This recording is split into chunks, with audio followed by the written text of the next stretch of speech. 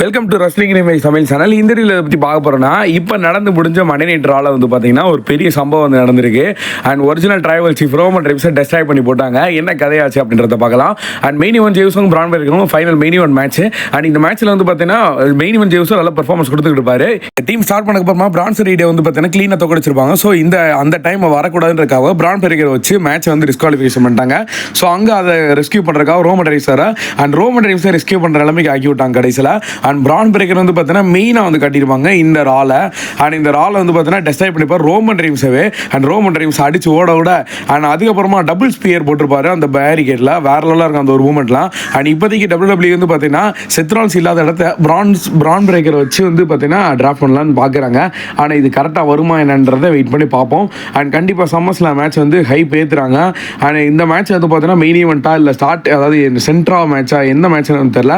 So CM and குந்தரா இல்லை இந்த மேட்சா மெயின் ஈவெண்ட் நீங்கள் எந்த மேட்ச் நடக்குன்னு சொல்லி மறக்காம கமெண்ட் பண்ணுங்கள். ஆனால் அது மட்டும் இல்லை உங்களோட ஃபேவரட் சம்மர்ஸ்ல மேட்ச்.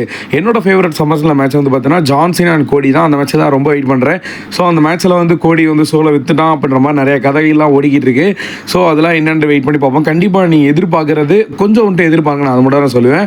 ஏன்னா நம்ம போனாட்டி ரெசல்மேனியாவில் எதிர்பார்த்தோம் ராக்கை, ஆனால் ட்ரைவர்ஸ் கார்ட் வச்சு முடிச்சு விட்டாங்க. ஸோ இந்த டைம் அதே மாதிரி நடக்க வாய்ப்பு இருக்குது. ஸோ அதனால் கொஞ்சம் மட்டும் எதிர்பார்ங்க நண்பா. Thank you. see you in next video.